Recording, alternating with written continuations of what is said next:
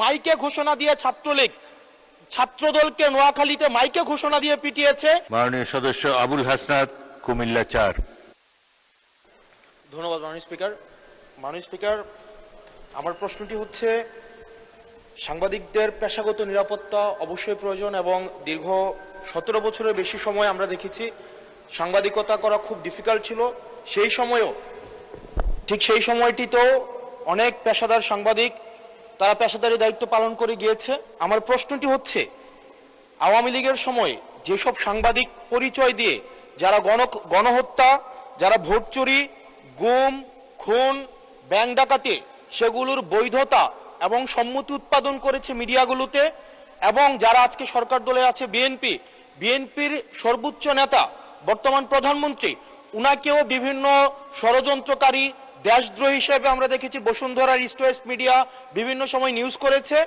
এবং আজকে যারা বিএনপি এবং জামাত আছে আমাদের এই সংসদে, তাদেরকেও বিভিন্ন সময় তাদেরকে হত্যা করার সম্মতি উৎপাদন করেছে কিছু মিডিয়া এবং কিছু নামদারি সাংবাদিক।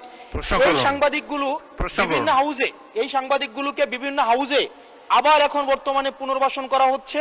এই জুলাইয়ের পরে এখন টিভি থেকে জুলাইয়ের পক্ষের যারা সাংবাদিক ছিল তাদেরকে বের করে দেওয়া হয়েছে, সময় টিভিকে দখল করা হয়েছে।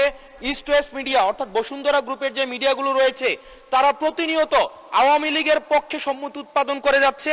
গতকাল মাইকে ঘোষণা দিয়ে ছাত্রলীগ ছাত্রদলকে নোয়াখালীতে মাইকে ঘোষণা দিয়ে পিটিয়েছে। সেটাকে উদযাপন করতে দেখা গিয়েছে বসুন্ধরা ইস্ট ওয়েস্ট মিডিয়াকে এবং কিছু টকশোজীবীদেরকে। আমার মাননীয় মন্ত্রীর কাছে প্রশ্নটি হচ্ছে, এইসব নগদ নিয়ে এলো হার না মানা হার অফার।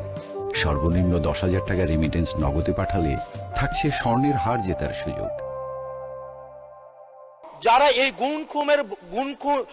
গুম খুনের বৈধতা উৎপাদন করেছে, ভোট চুরির বৈধতা উৎপাদন করেছে, গণতন্ত্রের পক্ষে যারা ছিল তাদেরকে হত্যাযোগ্য করে তোলা হয়েছে।